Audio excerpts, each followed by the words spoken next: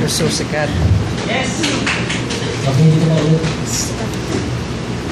Okay. Question. Are you now close to God? Amen? Close na po kayo ng Panginoon, ng Diyos, ng ating Diyos. Amen?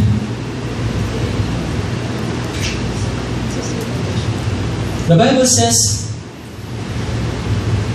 we are one in the Spirit of the Lord. So here, makita mo, Jesus is here, you are here, close kayo ng Diyos. Can you say amen? Amen. When we talk about the finished work of Jesus Christ, this is what we mean here. Because of the finished work of Jesus Christ, you getting close is already finished. You see amen? You getting clean is already finished. We were already justified by the blood of Jesus Christ. You were being brought near by the blood of Christ. Formerly, you were far off. Can you say amen? Okay? So, you don't wake up and get up as if you are not clean. You are clean. As if you are not close. You are close. You live that from the closeness. Can you say amen? Sabi mo, close kay ni Lord. Because why? You were brought near by the blood of Jesus Christ.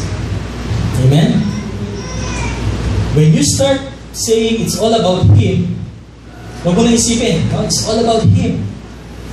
Then you can figure out how He made us perfectly close. Pag sinabi natin, it's all about Jesus, maisip mo si Jesus is seated at the right hand, as Jesus is, so are you. Okay, you began to reign in life. Because you know, when you receive the gift of righteousness and the gift of the abundance of His grace, you will reign in life. Can you say amen to that? The Word of God renews our mind to the closeness of what we have. Kaya nga mahalaga po ang salita ng Diyos. Verse 14.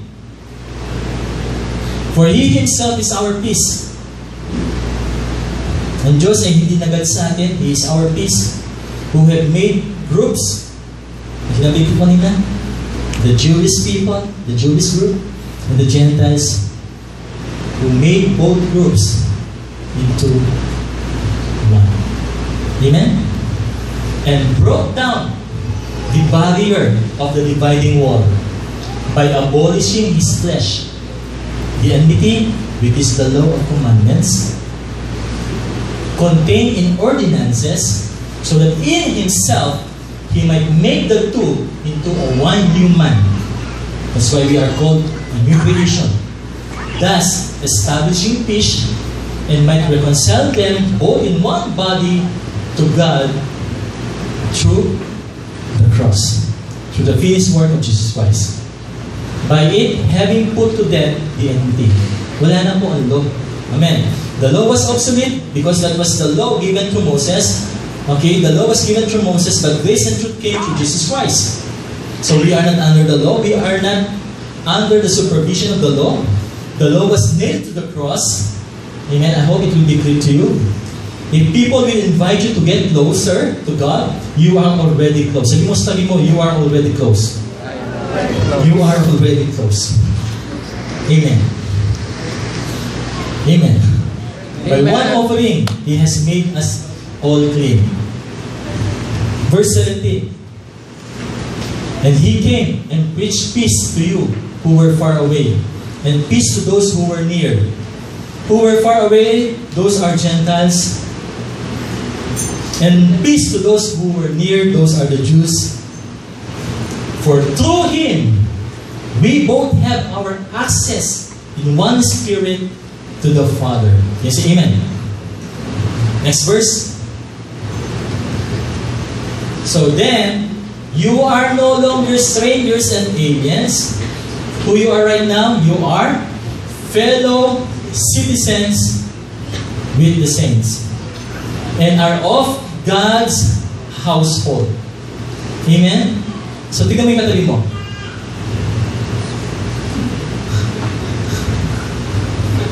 we have a company here. Amen. We have brothers and sisters. Amen. Nandiyan yung katabi mo. Kapatid natin sila. We are never alone. It says we are God's household. We will come in, and we will live with Jesus. And you know what? What God household mean? Ano ang ibig sabihin niya? Ng God's household. Sino po dito ang mas gusto nagtatambay sa bahay lang? Yung nagre-relax ka lang. Watching TV. Nagpapahinga, relaxing. Amen? Di ba pag ikaw ay nandun sa bahay, ang gusto mo lang gawin ay kumain. Amen? So what does it mean to us? Okay. Pagtapos na po ako. Nandito ka, nung una, low place ka. Okay? Because you are in Adam. You receive Jesus Christ, now you are seated at the right hand of the Father, lavishing His love, riches and glory in Christ Jesus. Para yung mind mo ma-renew, you are now a new creation, you are no longer old creation. Amen? Amen? You have that closeness, the proximity, and now, gumawa pa siya ng mga works beforehand para gagawin mo lang. Amen? Hindi mo problemahin, hindi mo isipin kung anong gagawin mo para sa Kanya, o anong gagawin mo kung ikaw ay nanampalataya na bilang Panginoon, kundi hindi handa na po niya yan. Amen? At not only that, gusto niyang gawin, nasa household ka, nasa church ka ngayon, manatili kang mag-relax sa Panginoon, nakaupo. Amen? Habang nag-watch ka, at gusto ka nang impress ng Panginoon sa gagawin niya sa buhay mo. At dahil may kang kumain, No. actually, yun ang real demonstration na gusto kong pakainin lagi ng Panginoon sa pamamagitan ng word of His grace niya. Nasalita na ng Diyos.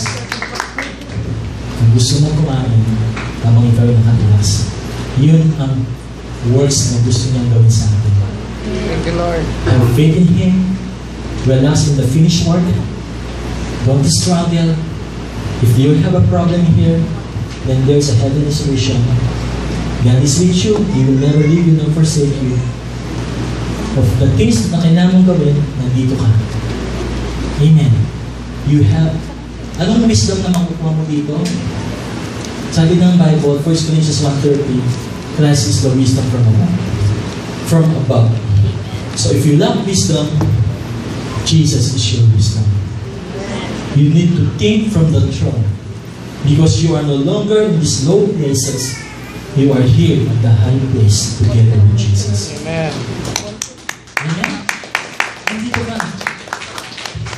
Panalo na si Jesus, so panalo ka na rin sa buhay mo. Amen? Siya nga pumunta sa kalagayan mo.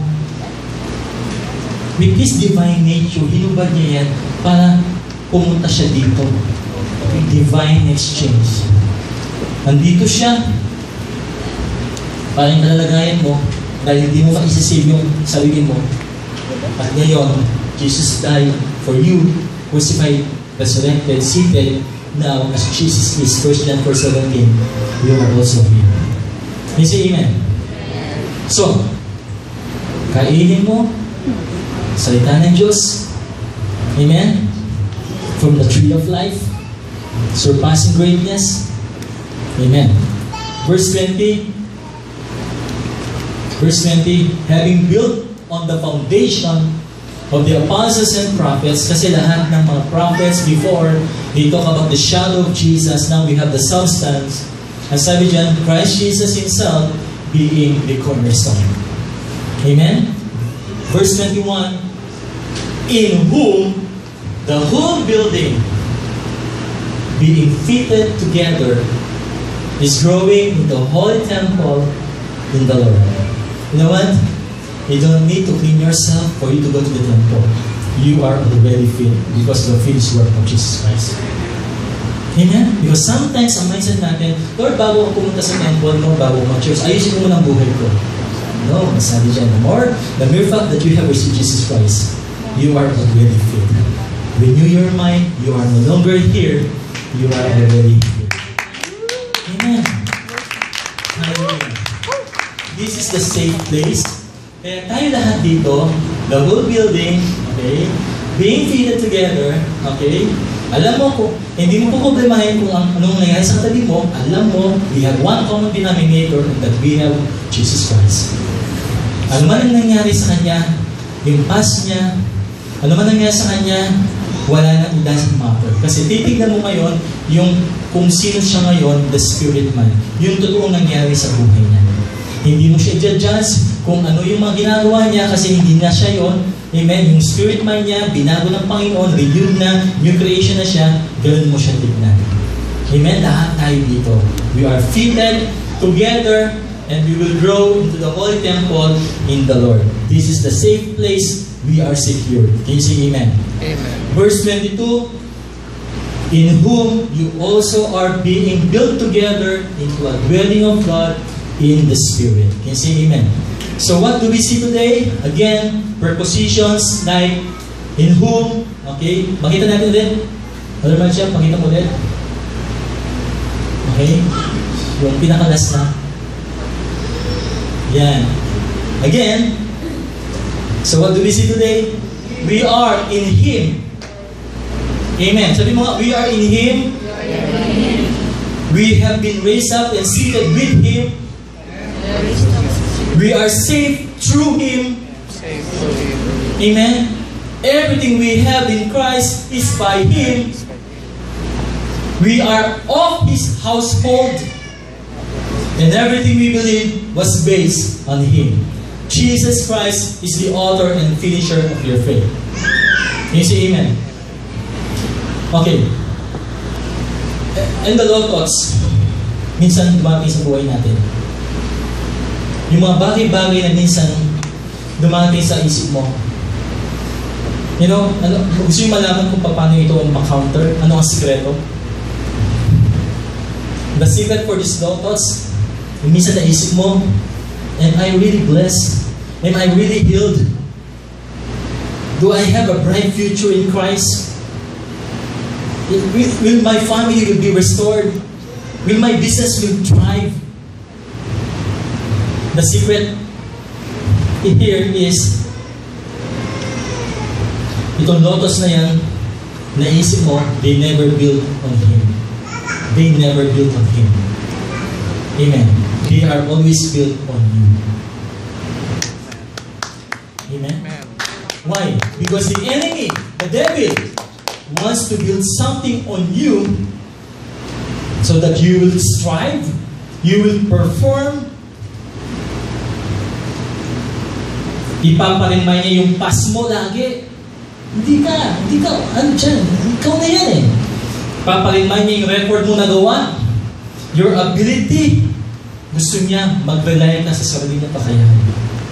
Sa strength mo, sa karunungan mo. Pero ang pinakasagot lang, napakasimple. Everything that is coming to our thoughts, it's all about Him. It's all about Jesus. It's all about His finished work. Can you say amen? It's all about Him. It's all about Jesus. Can you say amen? Did you listen something? Palapang naman natin. Siguro? Saksi ba? Hindi na natin. Hindi na siya babalik. Alright. Can you please all stand? And as I call out the music team, renew your mind, renew your thoughts, renew your language. That's why the Bible says, let the redeemed of the Lord say so. Let the weak say, I am strong. If you lack wisdom, Jesus is your wisdom. If you need healing, He is your healer. If you need provision, He is your provider. It's all about Him. It's all about Jesus, what He has done.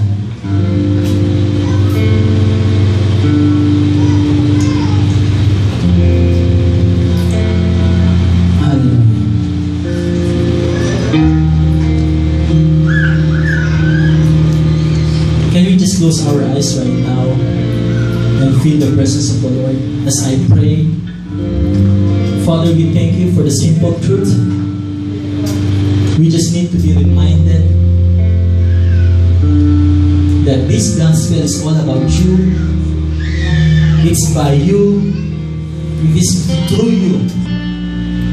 Father, we who are being established, being built up through Jesus Christ, we just want to express our faith by saying, thank You. Thank You for the finished work of the cross. Thank You for Jesus, who raised us up and seated us up at the right hand of the Father, lavishing Your goodness, Your kindness, Your riches in glory, and preparing good works before Him. Thank You so much. You are seated into this place near to You, a place of honor. We did not deserve it, but You gave it to us, to be fed in a table by You and be lavished with Your grace. Thank You, Father, that we can reign in this life by renewing our mind, that we are seated at the right hand of the Father. Hallelujah. In Jesus' name. Let's pray in this worship. Hallelujah.